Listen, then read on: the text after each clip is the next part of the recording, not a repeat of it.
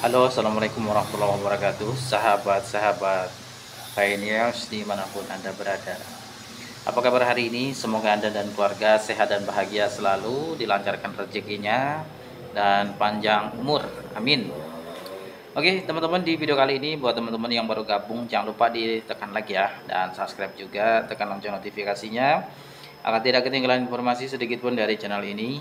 Dan kita akan bahas di video kali ini adalah yang berita terbaru ya teman-teman, terkait dengan launchingnya atau listingnya CoinPy Network di bursa seperti OKX, BitGet, kemudian satu lagi Get.io atau Pionic ya. Nah, koin-koin ini sudah lolos KYB atau Know Your Business. Artinya bursa-bursa ini sudah terintegrasi dengan jaringan Pi Network. Jadi nggak ada bahasa-bahasa koin yang ada di bursa itu palsu, gitu ya. Dan buktinya apa? Kalau palsu nggak mungkin saya transfer dari dompet Pi browser ya kan ke wallet OKX itu masuk, bos. Ya, kalau palsu pasti nggak masuk. Nah, pertanyaannya, karena sekarang sudah di listing, harganya nggak GCV, bagi teman-teman yang masih mempertahankan dengan idenya, ya kan, saat open mainnet GCV, dan ini sudah saya sampaikan berkali-kali sejak tahun yang lalu, jangan berhalusinasi terlalu tinggi, nanti menyesal. Apalagi barter-barter dengan jumlah yang besar gitu ya. Barter mobil, barter barang berharga, emas dan lain sebagainya, itu kan barang berharga dan ditukar dengan CoinPy yang saat in-close network itu belum tahu harga CoinPy-nya pastinya berapa saat listing di bursa.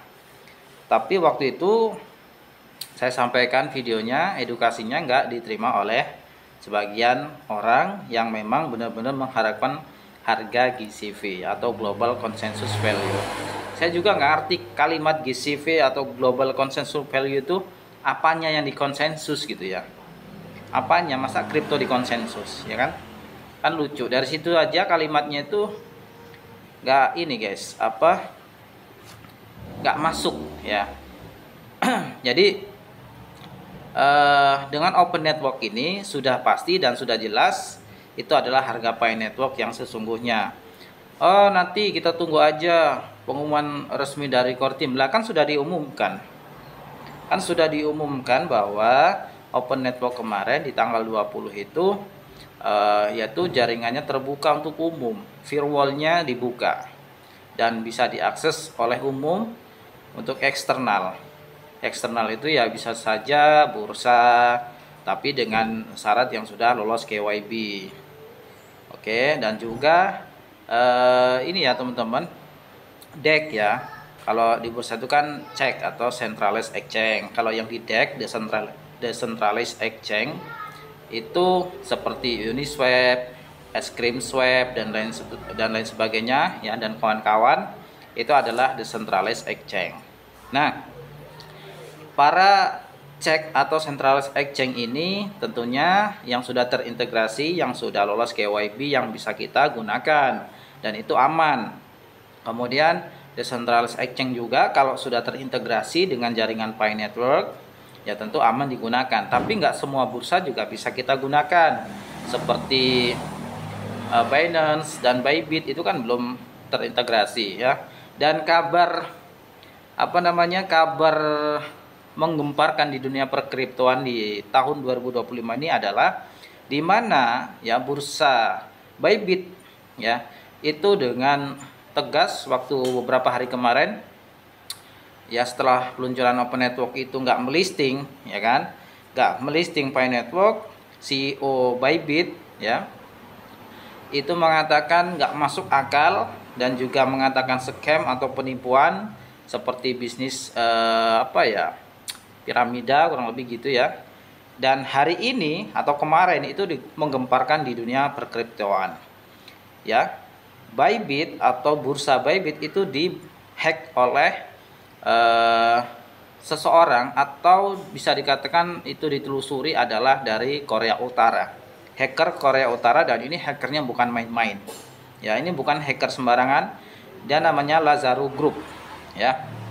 Nah, Ethereumnya yang dibobol ya, dananya itu nggak main-main guys, mencapai triliunan.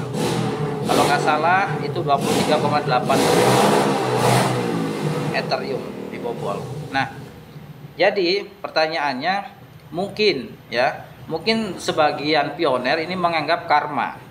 Oke lah, kita dukung Pi Network ya, karena memang Bybit itu mengatakan Pi scam, ya kan? Tapi kan sudah di listing oleh beberapa bursa, walaupun Bybit dan Binance pun itu kisi-kisinya itu melakukan voting ya.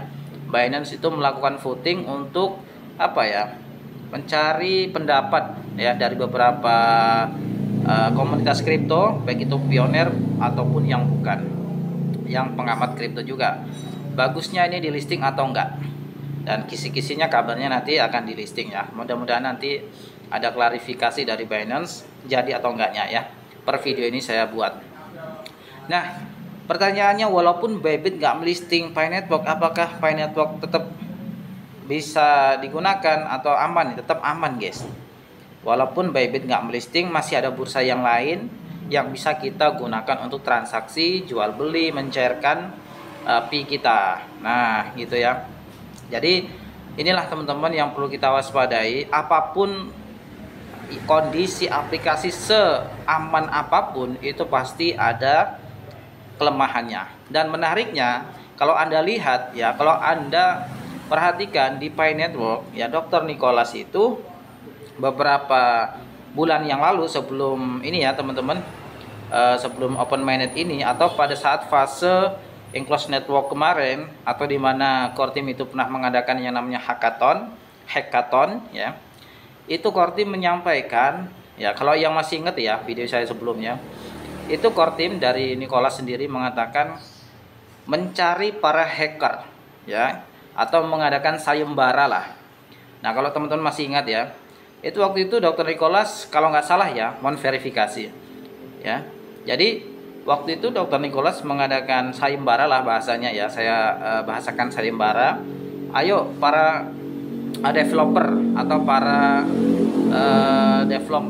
developer orang-orang yang jago IT ya, gabung di hackathon ya, untuk bisa membobol tingkat keamanan atau security daripada jaringan Pi Network atau aplikasi Pi Network. Ada yang bisa nggak bobol gitu ya.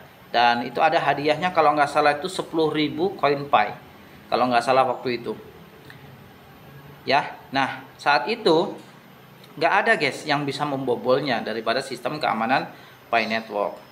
Dan teman-teman ya, seperti yang kita ketahui bahwa CEO Bybit itu kan mengatakan Pi Network ini scam, penipuan, karena ada sistem rekrut member to member ya kan. Di China itu nggak boleh guys ya. Di China itu kalau ada bisnis perekrutan kayak gitu, itu nggak diterima di pemerintah China, dan juga di Inggris ya. Di Amerika juga sebagian juga mereka ini nggak bisa narik guys untuk di bursa OKX. Dan kita bersyukur ya di Indonesia ini, walaupun OKX itu nggak launching di Play Store atau nggak bisa diakses melalui Play Store untuk Indonesia, tapi sebagian dari kita juga bisa mengaksesnya untuk aplikasi OKX-nya ya. Dan itu teman-teman, ini sangat menarik. Jadi teman-teman, walaupun kejadian habis menghina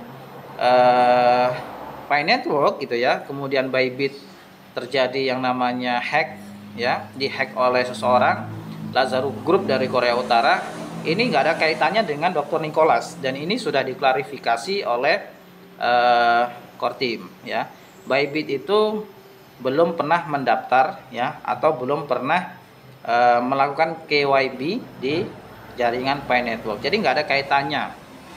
Ataupun rumor-rumor yang difitnahkan bahwa di China atau di di China itu ditelepon ada oknum polisi yang ingin mengganggu gitu ya tentang Pi Network, tapi itu nggak benar ya. Sudah diklarifikasi oleh core team, itu nggak benar. Jadi intinya apa dari video ini? Intinya adalah kalian kalau bertransaksi di bursa atau di DEX ya, jadi pastikan yang sudah KYB ya. Kemarin sudah saya bahas info resminya, kalian juga bisa baca yang sudah lolos KYB daripada di jaringan Pi Network. Itu tetap aman, tetap safety ya. Jadi nggak usah khawatir masalah nggak di listing di Bybit atau di Binance. Kalau di OKX, Bitget dan lain sebagainya itu sudah bisa kita cairkan ya teman-teman untuk Pi Network kita. Kita cash out, kita jual karena di Indonesia, di bursa Indonesia belum ada yang listing Pi Network seperti Indodax, Toko Kripto, kemudian Pintu ataupun Nanovest dan lain sebagainya. Saya sebutin semua. Rekeningku itu kan bursa-bursa Indonesia. Walaupun bursa Indonesia belum ada satupun yang melisting Pi Network, tapi kita tetap bisa mencairkan di bursa-bursa yang melisting Pi Network dengan cara apa? Dengan cara meng-cash out, menjual koin Pi kita nanti jadi USDT. Setelah jadi USDT barulah kita tarik USDT itu ke bursa Indonesia. Artinya kita narik dolar ya. Narik dolar dulu dari exchange luar negeri ke bursa Indonesia. Karena di bursa Indonesia juga ada USDT, guys. Nah, seperti itu ya. Jadi secara resmi antara Bybit dengan Pi Network itu nggak ada hubungannya. Mungkin ada hubungan pribadi ya, saya nggak tahu lah ya. Dari Dr. Cheng Yovan atau dari Dr. Nicholas itu mungkin ada perseteruan pribadi mungkin sama CEO Bybitnya, saya nggak tahu ya. Tapi yang jelas secara bisnis dari Bybit itu nggak ada hubungannya dengan Pi Network. Jadi jangan teman-teman itu mengkaitkan, oh Bybit tuh karena menghina Pi Network kemarin scam, sekarang kena karmanya gitu ya, di hack gitu ya. Itulah pembalasan. Terus ada juga yang koar-koar di Facebook, kami pioner akan siap memerangi Bybit. Jangan guys, kalian jangan memprovokasi yang bukan ranah kalian. Ngapain gitu loh ya, ini bukan urusan kita.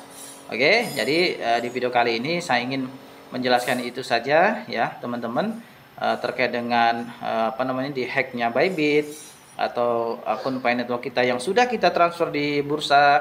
Jangan khawatir ya, semuanya itu ada siber yang mengamankan setiap harinya ya untuk keamanannya. Jadi insya Allah tetap aman. Oke, yaitu tadi teman-teman, seaman-amannya teknologi yang dibuat suatu sistem pasti ada kelemahannya, tapi semua itu bisa ditanggulangi. Bybit pun walaupun dibobol, tapi dia tetap dananya itu tetap bisa pulih guys ya, karena ada pendanaan dari bursa-bursa yang lain dan juga untuk menstabilkan likuiditasnya kayak gitu ya.